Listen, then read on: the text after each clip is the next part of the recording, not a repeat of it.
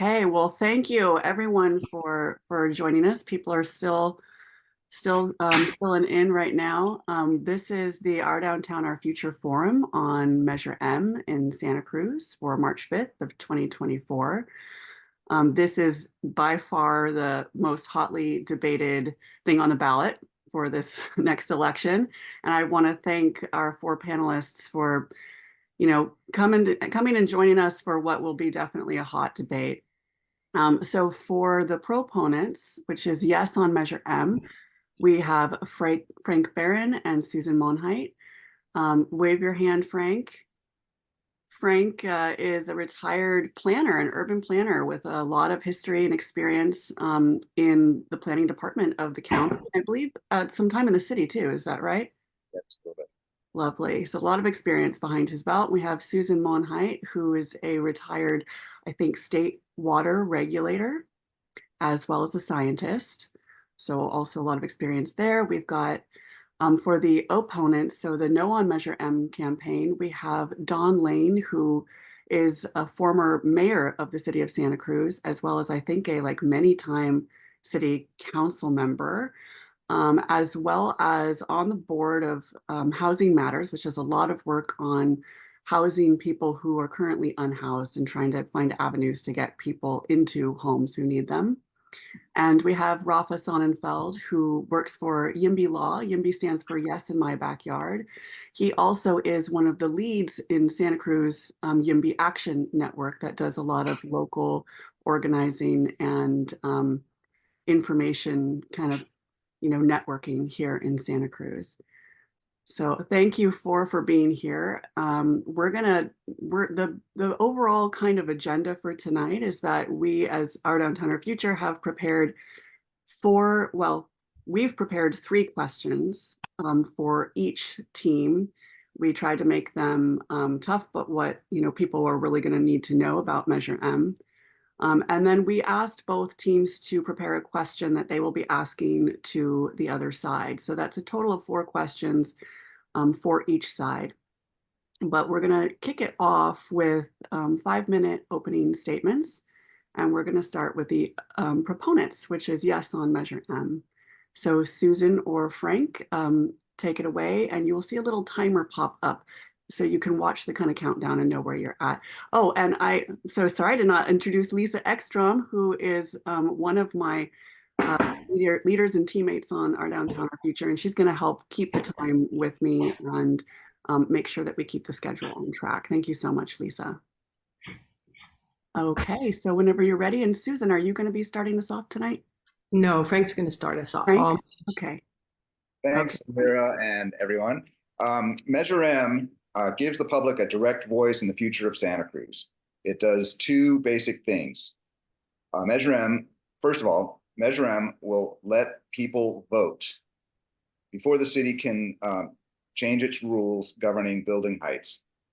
This gives local residents power. And then number two, Measure M will increase the amount of affordable housing that developers will have to include in their projects. This will help the affordability problem here in the city. So we urge a yes vote on Measure M.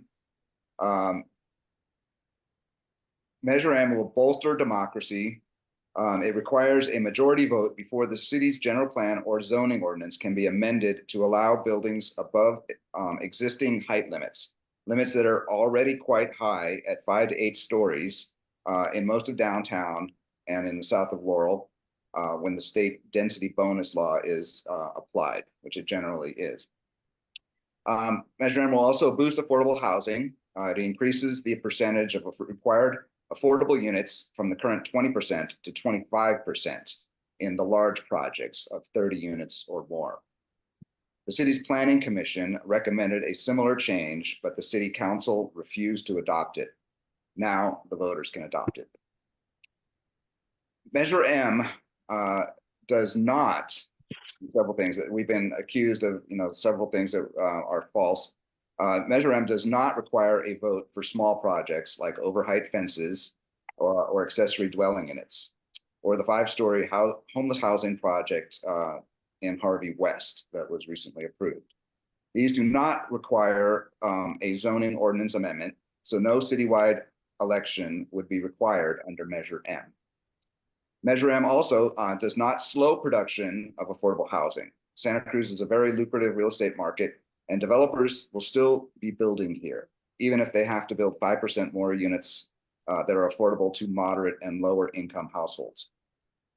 And there will be plenty of room to meet the state mandate of 3,700 units by 2031 under existing zoning. That is, that there's no need to upzone to meet that requirement. Measure M also does not create more sprawl. Higher density 5 to 8 story development is already allowed in downtown and south of Laurel.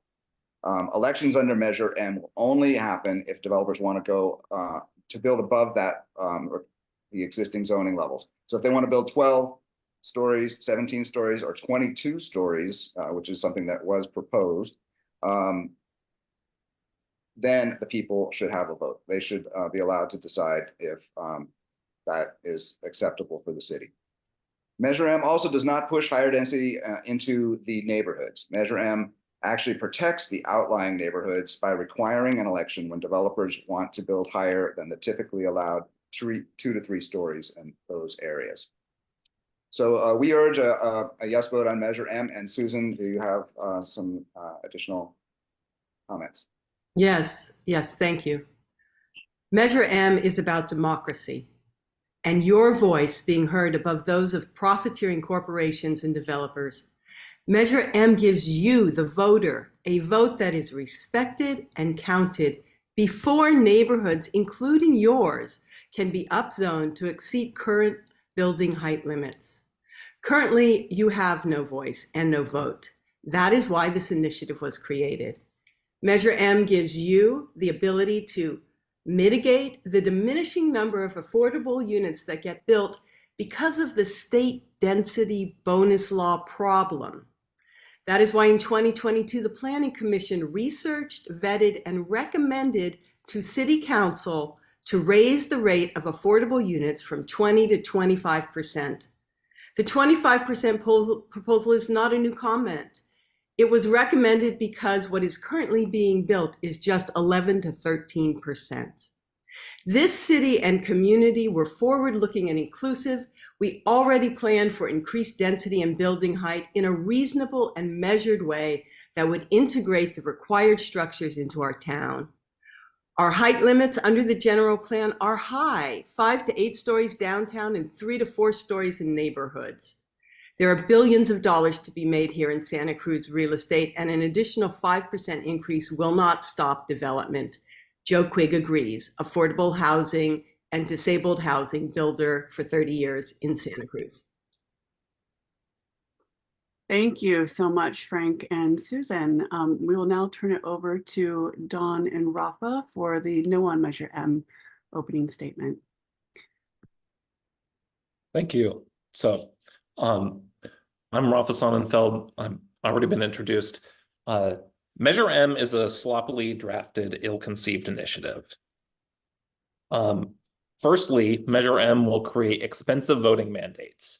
Every time we call one of these votes, it'll cost the city approximately $170,000, according to the county clerk's office.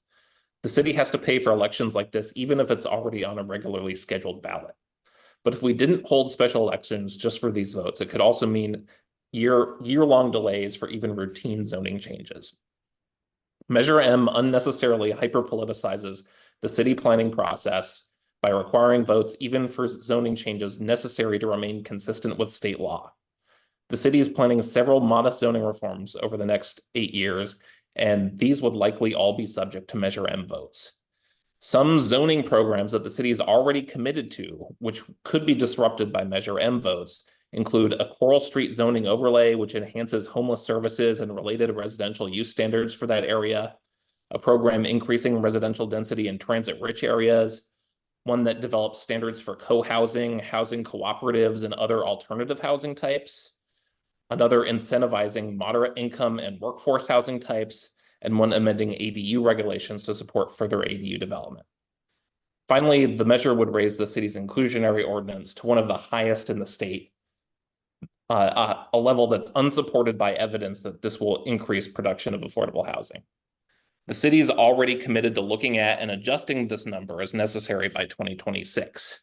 The 25% number is even higher than what was seen in San Francisco, which used to have an ordinance that ranged from 21 to 24%, but was lowered earlier this year to 12 to 15 or 12 to 16% based on their own studies with the goal to maximize affordable housing production. And I'll kick it over to Don. Thank you so much, Rafa, and thanks everyone for participating in this discussion. As you can see, we have two main things we'd like to talk about. One is saving and bringing forward more affordable housing. And second, that we want to talk about the errors associated with Measure M. And I want to show you exactly the language, and I want you to take a look and see that it talks about not just tall buildings, which is what they'd like you to think about, but it's about all development projects. There it is in red and black and white. And development projects under city rules include ADUs, apartment buildings, fences, and homeless services buildings. Now, take a look at this. You can see on the left the language they chose to write in their measure. And then take a look at what they could have written that really would have accomplished what they said their goal was. They could have just said that you only would vote on projects over 8 stories or zoning changes that had to do with projects over 8 stories. But they didn't do that. They stayed with this broader definition, and we're stuck with it. And I think it's fair to say that was a mistake. As Rafa mentioned, other communities are looking at this 25% and all saying it's not working. It's caused us to do less. These are articles from San Francisco and Marin County. They have found that by having a high level of inclusionary, they were actually seeing less housing get built in those communities. And you may think, well, maybe that's just those communities, but let's take a look at this. Take a look at this multiple choice question and see what your answer would be. Since that change, where we went from 15 to 20, how many market rate housing projects have been either completed or are under construction in the city that are meeting this new requirement? I'm thinking you might guess more in the mid-range, but you would not be correct. It is one project in almost 4 years since we rose the inclusionary. And that is what do you think we think is going to happen when we go to 25? Can we get to 0, do you think? No affordable housing built, no market rate housing at all? That's what we're up against. Let me also just finally point out a few mistakes they're making. They make claims about what we said that we didn't say. We did not say the city needs 12-story towers to meet the housing requirements of the state. We just never said it. And they claim that we talk about citywide votes for minor developments like fences and ADUs. That's not what we said. We talked about when the zoning ordinance is changed to allow different standards, there will be a vote required. And that is correct. But most importantly, let's look at what they said on their own website. They say, under current city law, Santa Cruz residents have no way to reject major zoning changes. But they forgot their own work. They gathered signatures to put this measure on the ballot. And any citizen group can do that under current law if the city proposes a zoning change or a general plan change. The people can gather signatures and stop it. So for them to say there's no way now to reject a major zoning change, it's just wrong. It's flat out wrong. They've made a lot of mistakes. It's been 6 minutes now, so I'm okay. so sorry to cut you off. Thank you. No, you should cut me off. Thank Can you. I have another minute? I mean, I stopped when the timer stopped. I'm sorry. So we're gonna try to not do this back and forth. I'm gonna Lisa is muted right now. She's gonna help me keep the time and give like gentle recommendations. And I'm sorry, Susan, but I'm sure it's going to continue to happen a little bit. I accidentally did it during the Lookout Forum last year. It is something that happens, and it's on also myself and Lisa that we didn't say something at like 10 seconds. Yeah, so I'll know that you can really go over a little bit. Okay, thank Yeah, you. try not to, but let's all try to respect the structure of the forum as much as we can. There's And going to be I a lot apologize. I was of reading my script so carefully, I wasn't watching the timer. I apologize for doing that.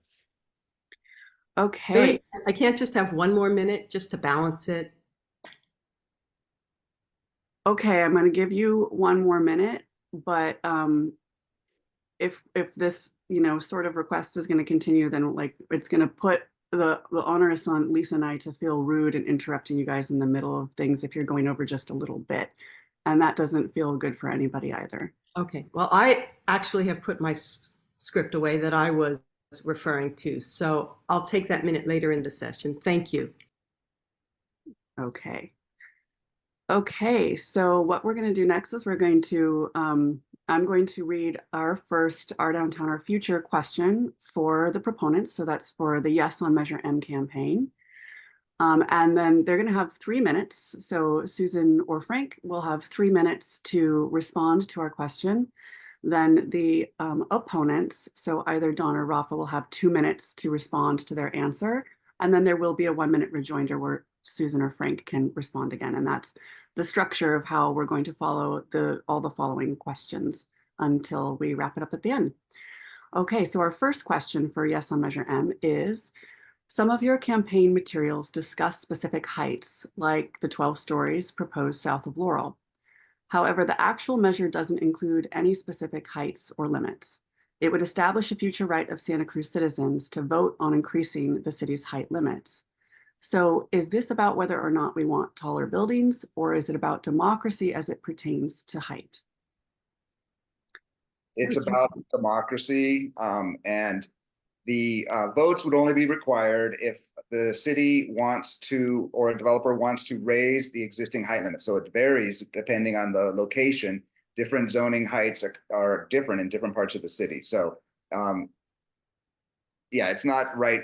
It is about democracy, and it's about letting the people have a say. Also, I wanted to just mention about the referendum process, just to touch on that. That is something that is available statewide, but it requires that the people doing it get 3,700 signatures in 30 days, starting right when the legislative action occurs. So it's pretty infeasible to get that many signatures in that short amount of time. So it's not really a viable option. Thank you, Frank. Measure M is about democracy and empowering residents to have a voice that is respected and counted by requiring a vote of the people before City Council can unilaterally rezone their neighborhood or any neighborhood in the city to increase building heights beyond what is currently allowed by the city's general plan and zoning ordinance. The general plan, which took 12 years to write with considerable citizen input, already planned for increased density and building height in a reasonable and measured way that would integrate the required structures into our town. Our housing requirement for the next 8 years and beyond can be met under current zoning limits without unneeded excessive high-rise development. The higher you go, the more expensive it becomes. The south of Laurel area, for example, is currently zoned for 5 to 8 stories and 1,200 units with bonus density included. This is already very dense. With the passage of Measure M, residents would weigh in by voting yes or no to proposed developments that would exceed current zoning limits and are big enough, and this is important, to trigger a general plan amendment. A 7-foot-high fence or 15 inches above ADU will not trigger a zoning plan amendment. We asked Eric Marlott during the November 30th Planning Commission meeting those specific things. It's recorded. You can go watch it. He says, no, these things are handled with variances and waivers. So to insist, to continue to, for no on Measure M to continue to insist that these would trigger a $170,000 election is ridiculous. They are handled by waivers and variances. So yes, in conclusion, Measure M is both. It is about your democratic right to vote on rezoning neighborhoods for excessive high-rise development, which is, and height is an essential component.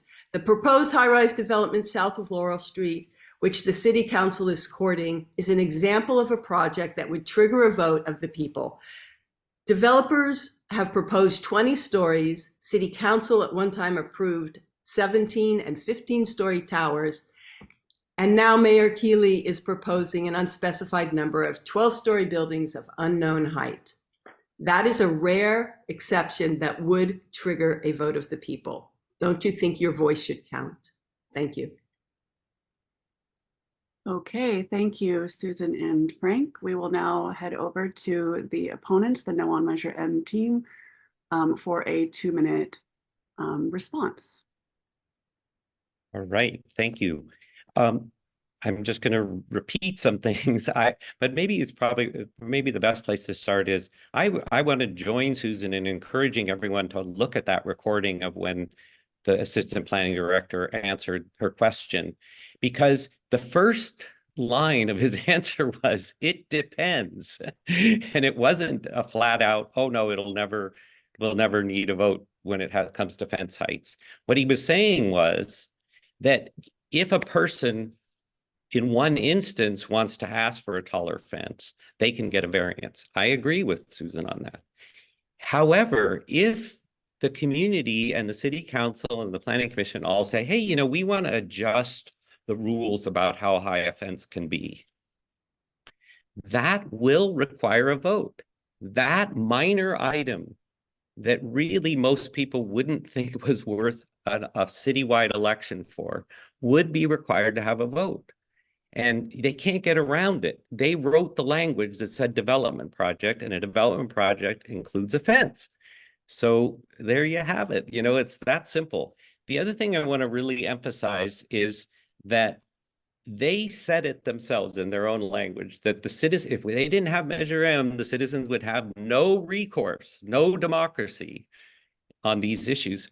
Well, I just showed you the language, and they acknowledge it, that you can have a referendum on those kind of changes. You don't need Measure M to have a referendum.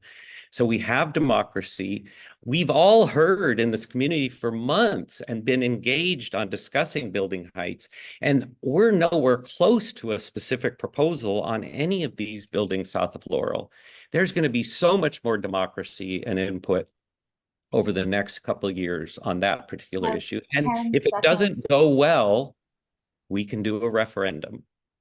So I think we see the mistakes occurring over and over again.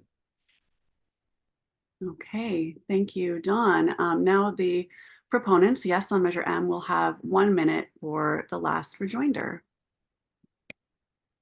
That last example that you gave about the fence heights, I mean, what Eric Marlatt, the assistant planning director, was saying is that if you need to come in and you need an extra foot on your fence, you get a conditional fence permit. It's not a variance, it's not a waiver, it's a over-the-counter type of permit that they give all the time, and there's no need for the city council or anybody to raise the standards for fences. I mean, it's already been set that way for years, decades, and so it's kind of a ridiculous example that you just gave. Anyway, do you have anything else to add, Susan? No, I do not. Okay, all right, we will thank you all for that. It's going to be like I opened this up with a hot debate all the way through. Okay, so our next question is for the opponents, the No on Measure M campaign. Is it the No on Measure M campaign's position that the Santa Cruz community should not be a part of shaping our city, meaning that citizens should not have direct say in how the city grows and looks? And you will have 3 minutes to answer this question.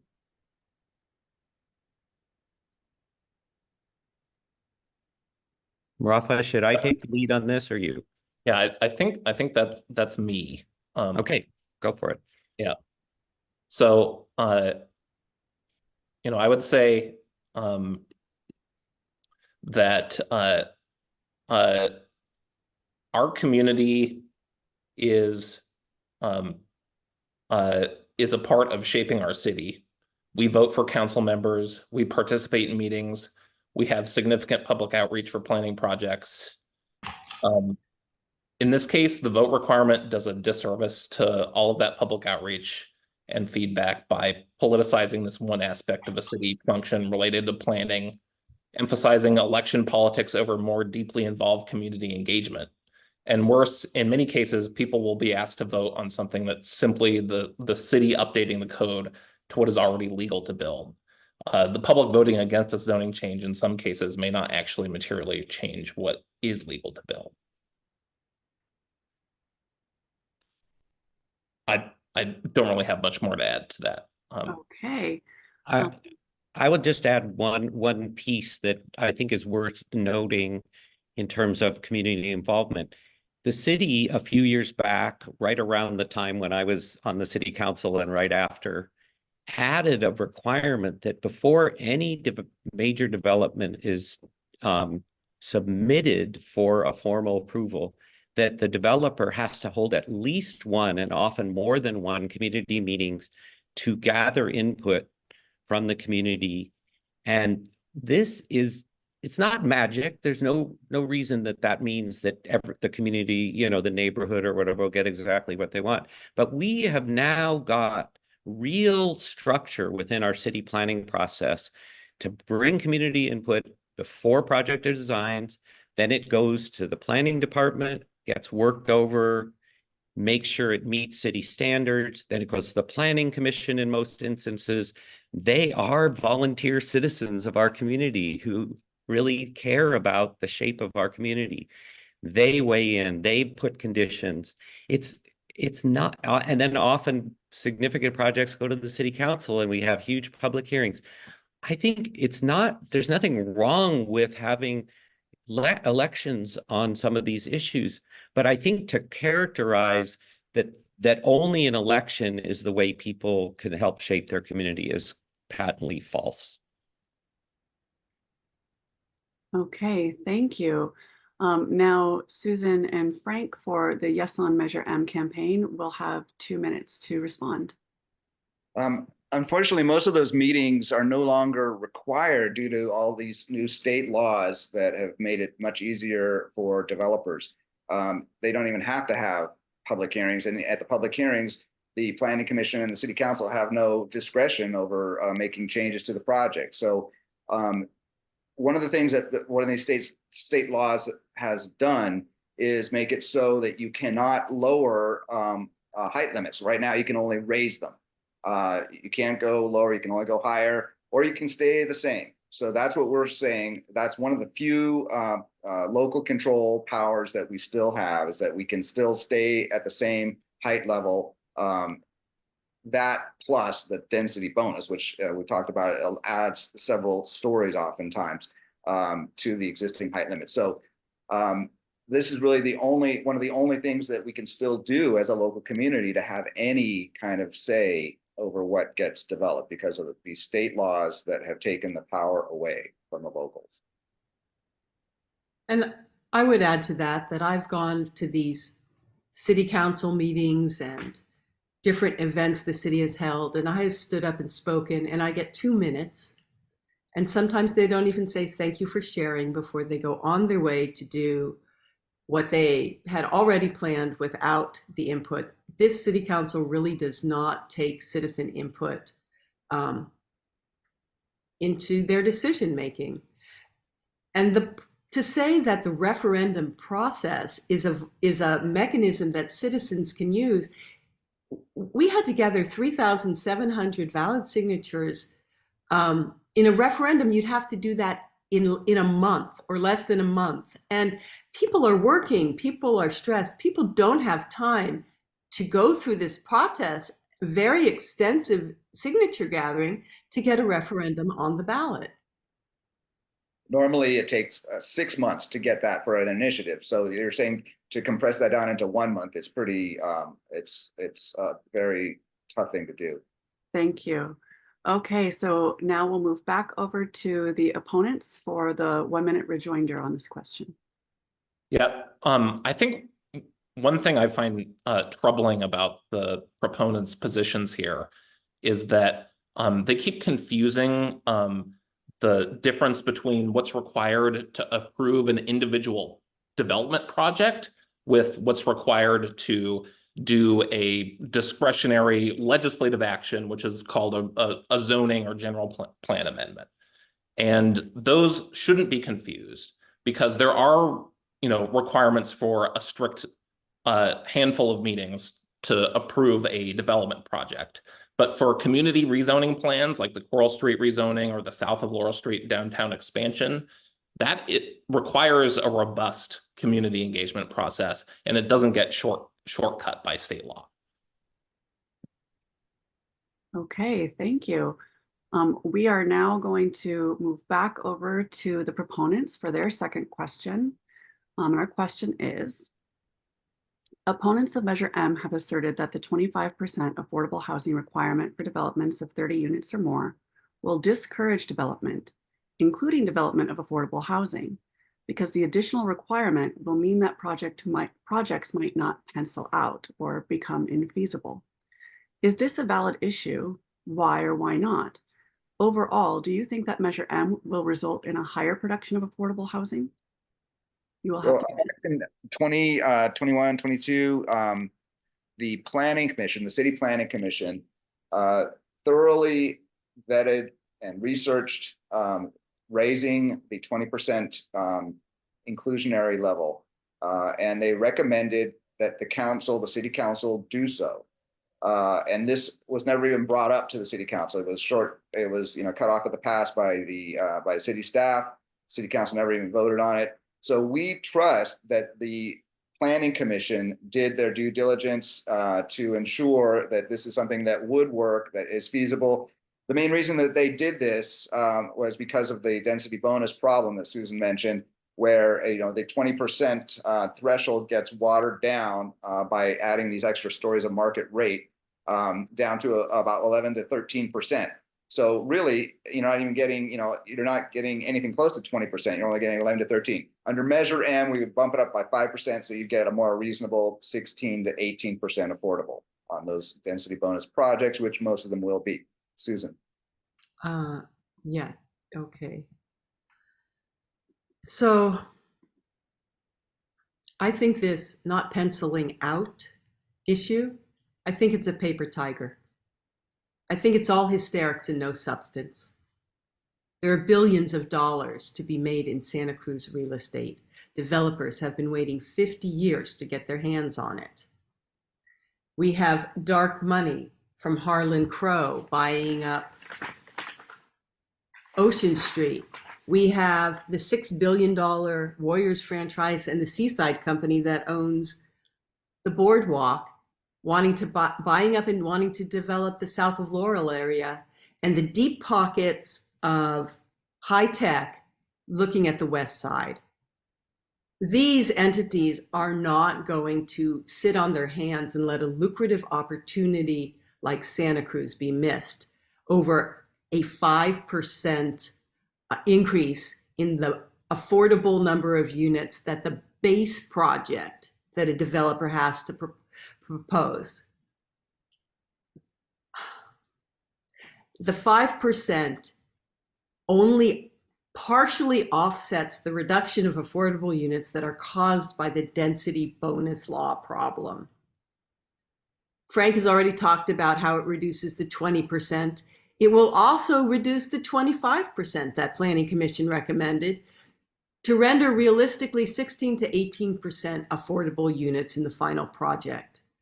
That's solidly under the magic 20% number purported by affordable housing advocates for projects to pencil out for developers and their financing banks. How can that jeopardize all building in Santa Cruz? The cry, save affordable housing, is intentionally misleading, hysteric-driven scare tactic. Okay. If we want to build affordable housing, you should build affordable housing and not tack on a few affordable units on the back of a system that is meant to generate, it's designed to generate massive profit for developers. We Okay. can Thank you, never, Susan. oh, sorry. I thought that was the time I had remaining. It was the time I'm over. Apologies. Thank you. Thank you so much. All right. So we will now move over to the opponents for their 2-minute response. Thank you. So, you know, the proponents again are telling on themselves, and that this 25% number is pulled out of thin air. They mentioned the Planning Commission had recommended 25%. The fact is that our existing 20% affordability requirement hasn't been properly studied either to determine how much of a barrier to development it is. As Don mentioned, there's only been one project that we've seen come through since it was raised to 20%. The Planning Commission's appointed by community members, or they're appointed community members, and they're not experts in housing finance. Raising it to 25% would make us have one of the highest rates in the state, and it's foolhardy to suggest it won't impact project feasibility. We have zero supporting evidence that projects with a net level of affordability of 17% are feasible. I'll also say that raising the rate to 25% will make projects of the same scale we're seeing built in Santa Cruz today less feasible. Instead, I expect we'll see even larger projects, which take advantage of a new 80% state density bonus, adding additional market rate units to help subsidize the required affordable units. These larger projects will still be more expensive to build and thus harder to finance. So I would expect that the result will be fewer overall homes and fewer affordable homes. Don, do you want to have any last words? Sure. Just a quick comment about, I really always appreciate, bringing in the bugaboos of billionaires and all the money that's here to be made. But I think we just, that those people have been around for a long time. When we raised the inclusionary to 20%, they could have been raking in the bucks that Susan's talking about, but lo and behold, they're not, because it's too expensive. We made the level too high, and nobody is building at that level. Okay, thank you. And now Susan or Frank, you have 1 minute for the How do you reporter. explain all of these buildings that are going up then? Like the ones along the river, there's all kinds of buildings being done under the 20% level, okay? So don't say that that's not true. 15. Those are all on 15. No, but they are lower down because of the density bonus. That's the only reason that it's less than 20, but it's still under the 20% rule. Nope. But anyway, the Planning Commission, I trust that they know what they are talking about. They did their due diligence. They recommended actually even higher, 30% is what they were recommending for projects of 100 and more. So we took a version of that where it's 25% for the 30 units or above. It's only for those projects, and all of those projects are going to be density bonus. Let's be honest. And so it's going to end up being closer to 17%, 17% affordable, which I think is still too low. A lot of people think that's still too low. It is something that the Planning Commission believed was feasible, and it should have been voted on by the City Council. Now the voters will get a chance to vote on it. Okay, thank you. All right, so that's the end of that particular question. We are now moving back over to our second question now for the opponents, or the No on Measure M campaign. Our question is, one of the arguments made against Measure M is that it will spread more housing development to neighborhoods outside of downtown. Because most neighborhoods are currently zoned for single-family housing, the greatest potential for new housing is in areas already zoned for higher density, such as along parts of Soquel, Ocean, Water, and Mission Streets, and of course the downtown area. Why is incorporating new housing throughout all of the city's major transit corridors bad for the community? You have 3 minutes to answer this question. Rafa, is that one mine? Yep, that's yours, Don. Great. So we aren't. That's the short part of the answer is we don't oppose housing in those other places. There is a place for that, and there's zoning that at the current situation that allows for that. Those are other good places for housing. But the best place, that's what we're really emphasizing, is downtown. And there's two reasons for that. One is in terms of transportation and walkability and just a better downtown in terms of having more people living and making it a vibrant place. Downtown, we want to do this downtown. The other I mean, that's why we put it as the highest priority. The other point is that most people in the community, even though they don't necessarily want super tall buildings, they do want housing. And so they're kind of faced with this question, well, do I want it near me on some of those major arteries near my neighborhood, or would it be better if we really put as much as we could downtown? And I feel very confident in saying that almost everybody in the community would say, yeah, downtown's the best. And so this is why we're wary of putting obstacles to more dense buildings downtown, when that's exactly what this community needs. And it doesn't need obstacles to getting us the housing we need. We have such a huge housing need. I think sometimes we forget when we talk about these buildings that all they are is some kind of structure.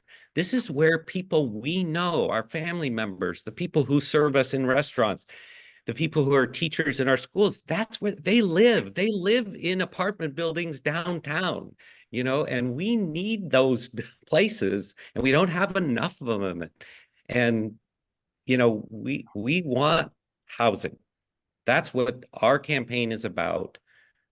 We believe that we know that all the housing groups in the community, the ones who are real advocates, have the real expertise, we found that they all oppose Measure M because they don't see it as helping our housing situation. And I'm going to just mention about our planning commission. It's probably worth noting that the current chair, the current vice chair, and the immediate past chair of our city planning commission all oppose Measure M. So let's not pretend that there's some unanimity among planning commissioners about, this measure.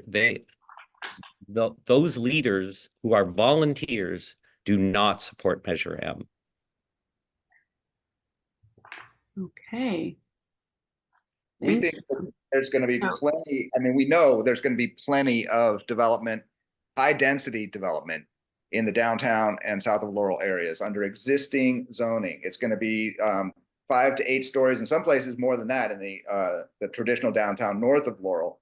But I mean, there's going to be density on the comparable to what you see in European cities like Barcelona and Paris. That's the kind of density we're talking about.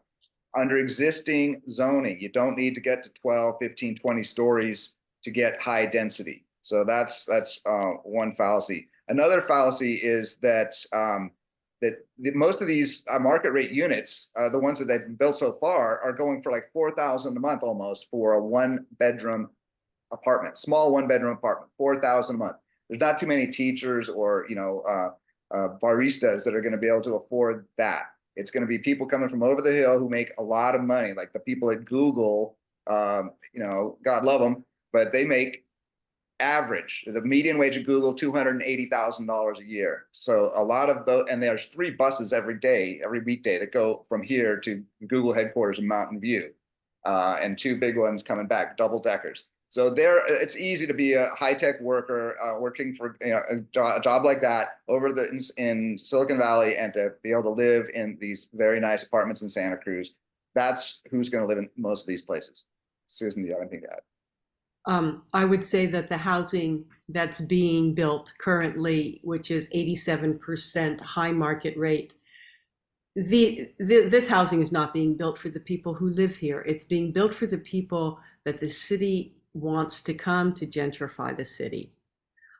There are 42 significant projects currently on the city's website that are being built under current 20% affordable housing rates. It's not true that nothing is being built under the current 20% affordable housing rate. Thank you.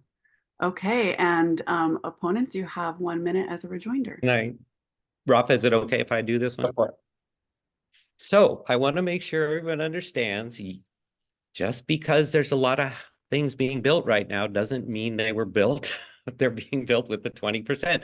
All but one of those projects was approved when the inclusionary rate was 15%. You guys, you can't ignore that fact. You know, just because it got raised to 20 doesn't mean the ones that are being built now, which take 7 years or 4 years from when they first are approved to when they actually get built, your timing is wrong. It's wrong. The other thing that is totally wrong is that right now, approximately half of the housing that is under construction or fully approved in the city is affordable, truly affordable, deed restricted affordable units. The city, our community, is doing good work on building housing for lower income people. It's not all for Googles. It's for people who work and live here. Okay, thank you. All right, we are now moving over to, this is Our Downtown Our Future's last question that we've prepared for the proponents, or yes on Measure M. And then after this, there'll be the last one that we've prepared for the opponents. And then we will get to hear from both teams asking each other questions and responses to those questions. So to Susan and Frank for yes on Measure M. Your campaign has pointed out that raising the affordable housing inclusionary requirement from 20 to 25% nets a total of about 17% instead of 13% after the state density bonus is applied. This would result in less affordable housing than the net 20% currently proposed for the downtown plan expansion, inclusive of the density bonus. Wouldn't this loss of affordable housing potential south of Laurel be further compounded by less overall housing being built in that area by preventing the proposed increase in height, or FAR, which is Florida area ratio? How does your campaign reconcile this loss of affordable housing potential in that zone? You'll have 3 minutes to answer the question. It's true that the amount of affordable housing under existing zoning, even for the 25% that we're proposing, would be somewhat less than in that 29-acre small area south of Laurel. However, if you look at the entire city, look at the rest of downtown, if you're applying that 25%, you're going to end up with more affordable housing overall throughout the city. So that's how we would respond to that. Susan, do you have anything else to add? Well, the actual building rates after density bonus are 16 to 18% with 25% inclusionary and 11 to 13% with the 20% affordability. So the first thing I'd say is that 18 is pretty close to 20. It's not that big a difference, 2%. And Measure M does not limit the developer from being able to make deals and negotiating for something they want, just like they did with Mayor Keeley's 12-story plan. In the south of Laurel, with 1,600 unit density, there'll be 320 affordable units. Developers can still propose 320 units. Measure M is not stopping them. Measure M is not an obstacle. Secondly, remember that Measure M will increase the affordable housing rate in developments of 30 units or more citywide, not just south of Laurel. So overall, there should be about 5% more affordable units on balance with Measure M than without it. And it is not clear to me that the city planning department has figured out if they can accommodate the developer's proposal for the net 20% affordable to actually cover the density bonus. So that's a question I have, that it's been talked about. I'm not sure it's secured. And again, I want to say, I'm glad we're building some truly affordable developments with deed restriction in the city. because to take a profit-driven model and tack on a few affordable units, to try to get a couple of affordable units out of a profit-driven system just doesn't work. And we can never achieve a balance of affordable and market rate housing with this model, because as the more market rate units you build, when you have this diminishing affordability, you'll just never meet your goal. So I'm glad to see you're doing some truly affordable units and not trying to patch this sinking ship of market rate housing. Thank you. Okay, so opponents or no on Measure M team, you have 2 minutes to respond. I think, Dawn, that was you. Did you want to take that? Sure. You know, I think we've all seen through this discussion how much the Measure M campaign is hanging their hat on raising the inclusionary requirement and then asserting that that will actually produce more affordable units.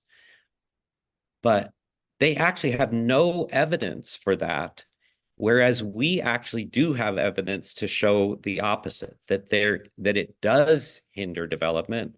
I've shown you the data on the city of Santa Cruz. I've shown you the data, and Rafa's referenced the research that's been done in other California communities about this, and it's clear. But now I'm going to throw in a new piece of evidence that is hot off the presses. I haven't even looked at it carefully myself.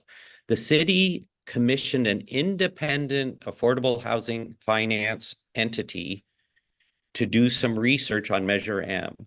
And I think you will find, when you have a chance to look at that in the next few days, as it gets aired out in the community, you'll find that those experts, not city experts, independent people who work all over California on housing finance, will tell you that 25% inclusionary will be a major impediment to building housing of any kind in Santa Cruz. But it's not truly 25%. It's effectively 16. But it is the point is that all this research incorporates your concerns about and comments about the density bonus, and it brings it down. They take that, all these communities have the same density bonus. We have it, the finance researchers have it. They incorporate that into their calculations. They say, if you have a 25% and then you take in the density bonus things, they still say. I'm sorry to interrupt, but Dawn, you're currently feasible. talking in Oh, okay, sorry, I'm sorry. Susan's chunk. I paused it, but Susan, you have 40 seconds left to respond. Frank, why don't you go first? Yeah, by raising it, well, first of all, we go back to the Planning Commission. They did their homework, okay? They don't just come out, pick this out of a hat. They did months and months of research and vetting of this proposal. Santa Cruz is a different place than most other cities that these experts are, familiar with. This is a place that has a very lucrative market. We are one of the top beach towns in not just California, but the world, really. Located 45 minutes away from the #1 economic engine in the world. Okay, so it's not a normal place. We have a very high, strong incentive for developers to develop here. This is not, so I think that the Planning Commission took that into account. They the 25% for is something that will get watered down in all of these density bonus projects, which, like I said, they're almost and practically all of them are going to be density bonus projects. So it's going to be 16 to 18% affordable. Hey, thank you. A very low number. That's still not, it's below 20%. It's thank you, Frank. Not enough. Thank you. Okay, we're going to move on to our last question that our Downtown Future has prepared. This is for the opponents. And our question is, your No on Measure M campaign has asserted that proposals for developments that are slightly higher than existing zoning allows would require a costly citywide vote. You include examples of ADUs and fences. Measure M text reads, quote, no amendments to the general plan or zoning ordinance that would increase allowable height limits or floor to area ratios shall be adopted without a prior vote of the people approving that proposed increase, end quote. Large multifamily housing developments in Santa Cruz can already exceed our current height limits by using the state density bonus law without initiating a change in our general plan or zoning ordinance. So in what instances do such proposals, including ADUs, fences, and multifamily developments, currently require changes to the general plan or zoning ordinance, which would trigger then the need for a citizen vote and associated election if Measure M did pass? And if an election was required for changes in height limits, why would it require a costly special election and not simply be placed on the next regular elections ballot? You will have 3 minutes to answer the question. Thank you, Lyra.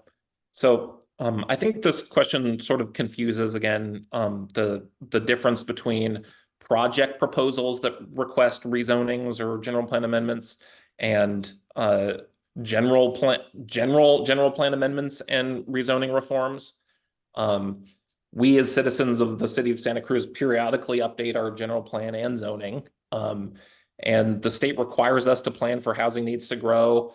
And we look at our general plan and zoning at least once every 8 years to ensure that it allows us to build what our community needs. When the state amends statewide laws, that can impact what's legal to build locally as well. And it's good practice to update our codes so that they're consistent with state law. All of these things can require changes to the zoning and general plan. Specific example is the state just passed an ADU law amendment that will raise allowable ADU heights near transit from 18 feet to 20 feet. And so in the city of Santa Cruz under Measure M, in order to implement the state law in the city, we will be having a referendum on this policy. We don't have to have a regular election every year. There occasionally may be instances where delaying the public vote for an action related to a general plan amendment is problematic, though. If financing like state or federal grants are on the line, we could miss out on opportunities our community wants, like transit investment. The fact is that delays add costs to projects, including city priority projects. And if we have to wait a year, everyone knows that time is money, and some projects die when they have to wait. Dawn, would you like to add anything? You're muted. You're still muted. I think you did a great job, and I'll just let them respond, and then maybe the last word I'll save. Okay, so you have 2 minutes, Susan or Frank, to respond to their answer. We have under existing zoning, according to the city's own estimate, room for 8,364 new housing units in the city under existing zoning. So that's something that you're saying the state is going to require us to upzone. That's not the case at all. We have room for not just this regional housing needs allocation, but also for probably the next one after that through 2040. So we probably have enough room for without any upzoning at all for many years to come. Also on the state law that you mentioned about raising the height limits for ADUs near transit, state laws will always trump the local laws. So you don't need to change our local law to accommodate the state law. That automatically happens. Susan, do you have anything to add?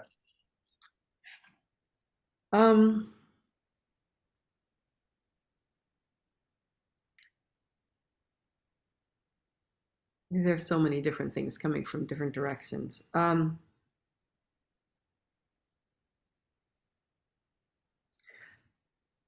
It is the intention of the authors of Measure M that it be implemented in a fiscally responsible way, that special elections for special interests not be held at the expense of taxpayers. That's reasonable. No special elections for special interests. That's all I have to say. Okay, so opponents, you have 1 minute for rejoinder. The problem with that particular comment is that this isn't about special elections per se. It's about elections being required for all these different zoning and general plan changes related to height and density. And we don't know, nobody knows how many times that will happen, but it will happen from time to time if Measure M passes. And every time it happens, there will be an election cost. The cost is borne by the city taxpayers because that's who, that's that's who pay. Because when the city council puts something on the ballot, that's where the money comes from. So it is important just to remember that these elections aren't free, and a lot of times they're not necessary. And if they are necessary, we can have a referendum, or we can ask the city council to put it on the ballot as a referendum. Okay, thank you. We are now done with the Our Downtown, Our Future questions that were prepared and distributed beforehand to both teams. We are now moving on to the last section in which each team will be able to ask a question of the other side. And there will be also time allotted for a response to the answers and a rejoinder, just like we've been doing so far. So we're going to start with a question to the proponents by the opponents. So Don or Rafa, would you like to ask the question? And if you don't have it handy, I do have it and can read it, but you're welcome to ask it yourself if you have it handy. I don't have it right in front of me, so if you wouldn't mind reading it. Lyra, if you could do it, we didn't realize we submitted it to you. I thought that meant you were it, so. No problem. Okay, so this question is from the No on Measure M team to the Yes on Measure M team. As we developed our statements on Measure M, we consulted thoroughly with nonprofit affordable housing development organizations and other folks that have expertise in affordable housing policy, and they all told us that a high inclusionary percentage would be problematic because it would make it very difficult to finance housing projects. Did your team consult with nonprofit housing developers and housing policy experts before choosing to increase the inclusionary requirement to this very high level? And what did they tell you about feasibility?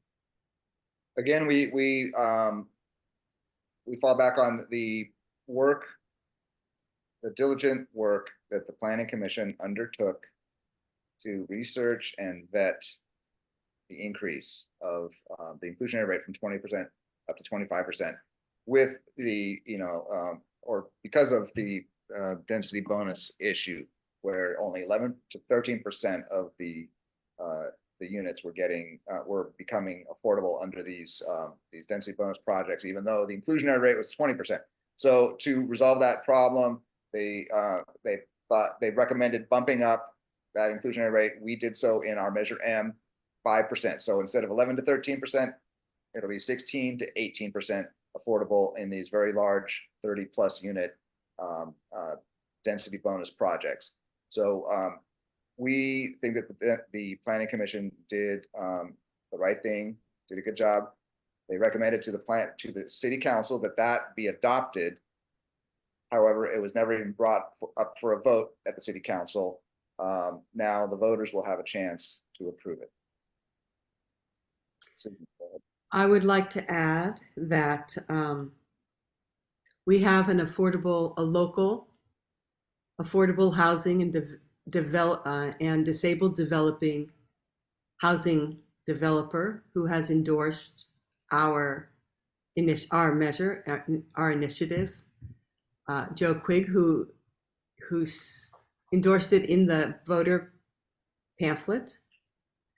And what if somehow big out-of-town developers, big money, is finding that it can't pencil out, that they're not willing to build 5% more affordable units in the base project of what they propose, that's somehow too much for them. Small local developers will build infill projects, and it will keep the money in our county and in our city. It will not be funneling all the money out of Santa Cruz and back into New York. or other areas. So we do have support of small developers. That's what I wanted to add. Okay, thank you. Now, opponents who have prepared this question that you just heard the answer to, you have 2 minutes to respond. I guess I would just like to start by pointing out that the proponents of Measure M admitted that they didn't talk to affordable housing finance experts. They relied on the Planning Commission work, which was not done by professional experts. On the other hand, our campaign, we did speak with affordable housing finance experts and folks who build 100% affordable housing, and they have told us that raising the inclusionary rate is problematic, even for 100% affordable projects, because it complicates the financing. So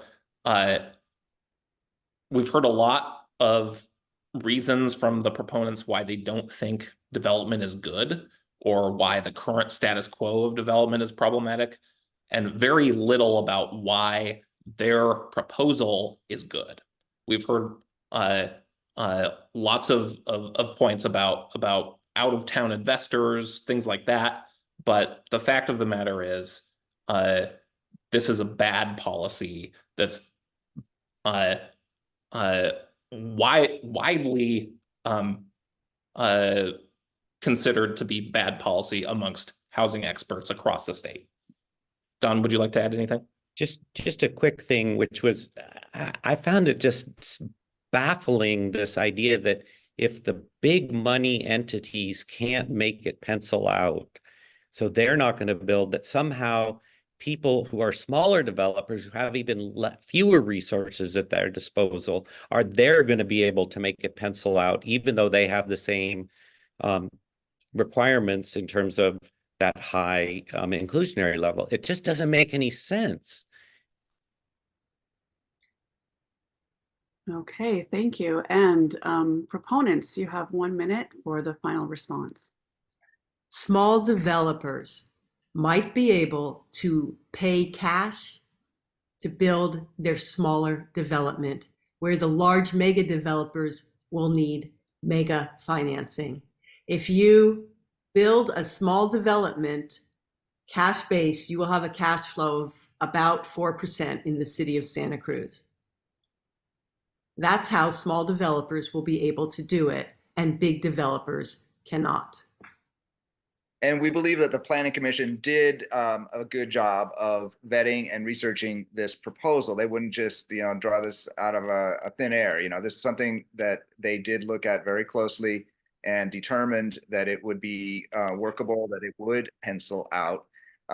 Times are a little bit different these days with the higher interest rates, and that's slowing down development everywhere.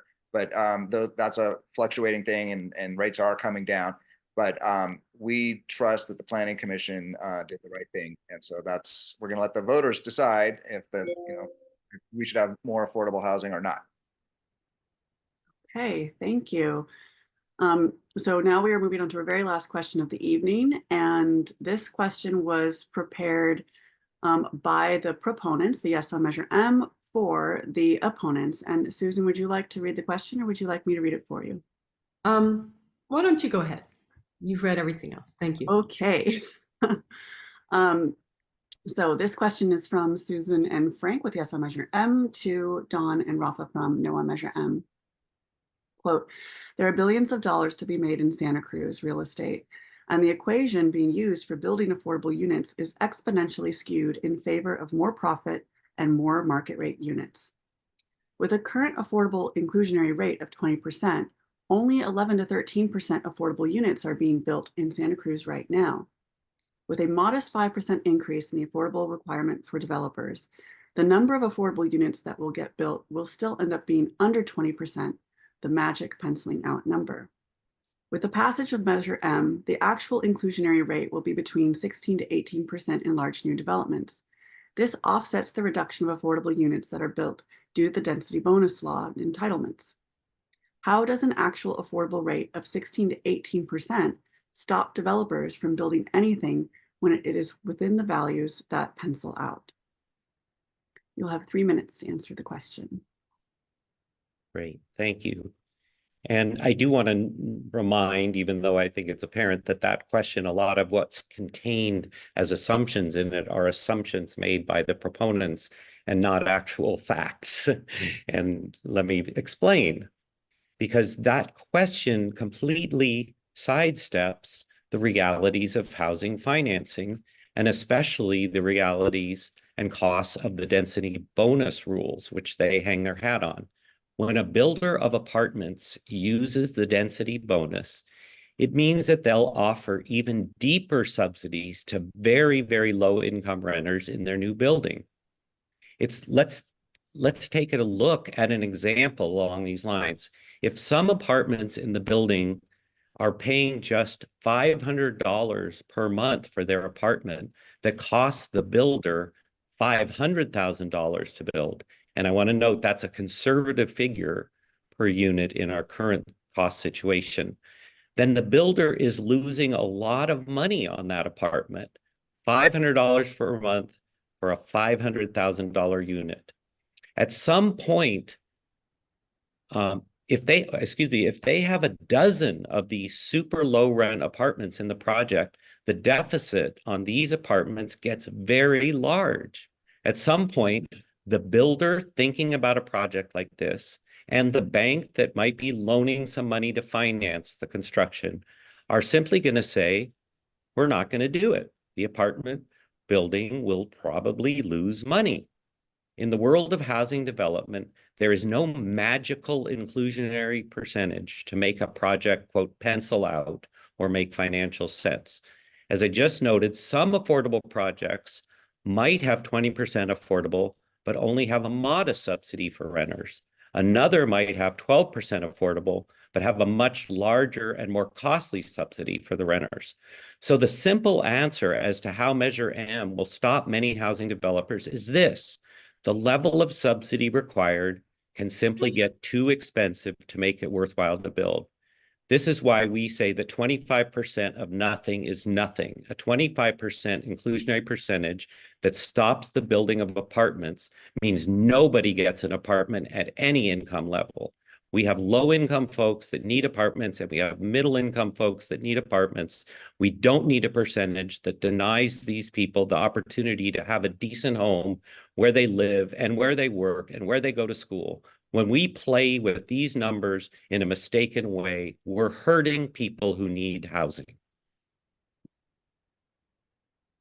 Okay, thank you. And Susan and Frank, you have 2 minutes to respond. I know I sound like a broken record, but we think that the Planning Commission did their due diligence.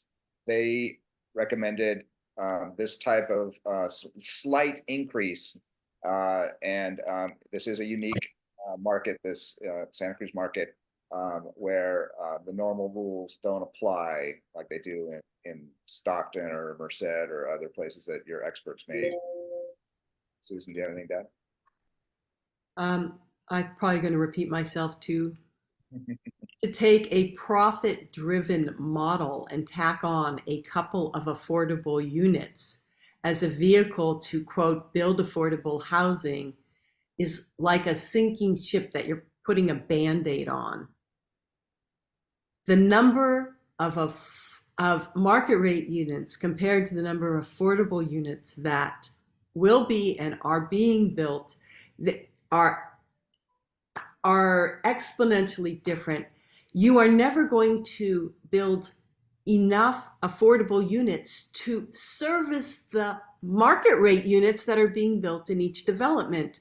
Yes, those millionaires that are going to come in and rent and buy the market rate units are going to have to make their own coffee because there'll be no one in town to do it for them. Do we get a closing statement at all? You do after the questions are over, yeah. Okay, all right. So Dawn and Rafa, you have 1 minute for the rejoinder. Rafa, did you want to do that one? Sure. I don't really have a whole lot to respond to that because it was so incoherent. Um, I'm sorry. I think you know, Measure M is just a poorly researched, poorly executed measure.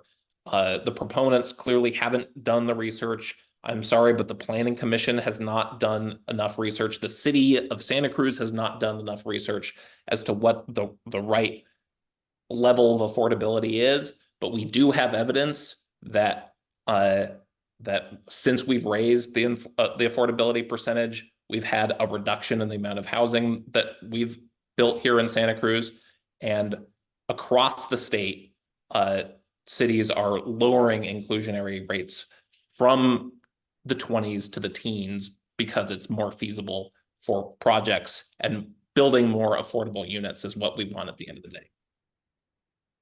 Okay, thank you. We are now moving into our closing statements, and we will start with the proponents. So Frank and Susan, you have 2 minutes for your closing statement. I just wanted to reiterate that Measure M lets the people vote before the city can raise building height limits. This is something that will give local residents power. Measure M increases the amount of affordable housing that developers have to provide in their projects. This will help the affordability problem. Susan?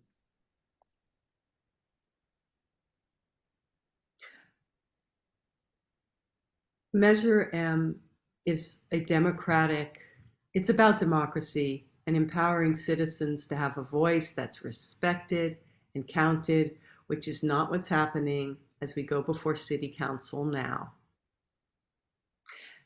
Measure M allows citizens to vote yes. I want big projects that are super high, or vote no. I think that the general plan was well thought out enough, and we can build within that well-researched plan that took 12 years to put together, and that's what we should do. There is not a lack of places to build the housing we need. To build high rises that change hands several times before the final product is actually built, just increases the cost and what will be charged for those housing units.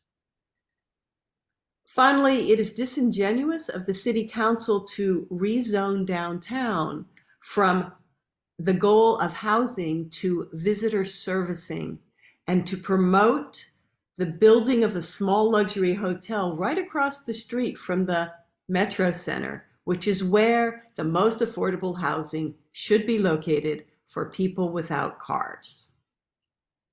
Please endorse Measure M. It's your endorsement that counts.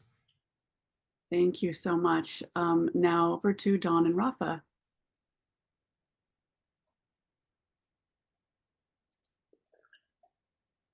I think we're looking at each other. Rafa, do you want to start? Don, why don't you start it off, and I'll take us on. Yeah, I think, one thing that's seems very clear in this discussion is that everybody wants affordable housing, and they see different routes to getting there. But I feel like it's worth repeating that there are several organizations in the Santa Cruz area who totally devoted to affordable housing and really study these issues. And they have all said Measure M is a negative when it comes to affordable housing. Now, I don't question for a second that the proponents of Measure M want affordable housing. But that just because they want it does not mean they've come up with a good plan to get it. And I think Rafa and I have really demonstrated that that's the case, that they don't really have a well-vetted plan. And I just want to point out that the Planning Commission is it's an important body, in this process, but I don't think you can point to anyone on that planning commission a few years ago who was an expert in housing finance. Those are folks who said, we believe raising the rate of inclusionary will bring us more affordable housing, but they actually never delivered evidence that that was true. And now we're finding all kinds of evidence that it's not true. And that's why the city council never took it up. You know, it would only have taken 1 or 2 city council members to put that on the council agenda to follow that recommendation. Nobody did it because they saw it wasn't realistic. Okay, thank you. I feel like we probably all have a lot of questions after hearing from both of you. So I want to thank you once again. I look forward to listening to and chiming in during other forums and debates over Measure M. I know one of the questions that myself and some of the other Our Downtown Our Future team have right now that we will be looking into, but I think it'd be good for all of us to kind of have in mind as we move forward with this is just finding it curious that the South of Laurel proposal, one of the things that initiated it, besides the fact that we have a large RENA allocation for this next cycle, which is regional housing needs allocation. The other thing that initiated it is that it would be the housing in this upzoned area, this large, multi property development proposal that would be financing, the profits from it would be financing the development of a permanent Warriors arena, which would be very expensive. And so it's just curious to think about how a proposal that would net 20% affordable, inclusive of density bonus, would somehow pencil out enough to be able to finance a Warriors arena. So that's something I want to learn more about and ask some housing financiers. How would that work? Is it because there are just so many large buildings? Is it the size that kind of tips the scale? I'm just very curious about that particular one. I'm sure we're all coming up with more questions. So thank you for so much, Frank Barron, Susan Monheit, Rafa Sonnenfeld, and Dawn Lane for being here. Dawn, did you have? Yeah, I just wanted, this is totally not substantive. I just want to ask, is this recorded so that people could view Yes. it later, and how Yes. would they do that? So this has been recorded. You should have gotten a notice about that as soon as you joined. We will be putting it on YouTube and distributing the YouTube link. It'll be public and you can share it to whomever you want, and it'll be there for everyone to see whenever they want while cooking dinner because no one has time anymore to look into these things. Thank you for having us, and thank you for thank you. hosting this forum. Sure. Thank you. And thank you to the audience for sticking with us this evening. And see you guys later. Thank you, Lisa. Bye, guys. Thank you.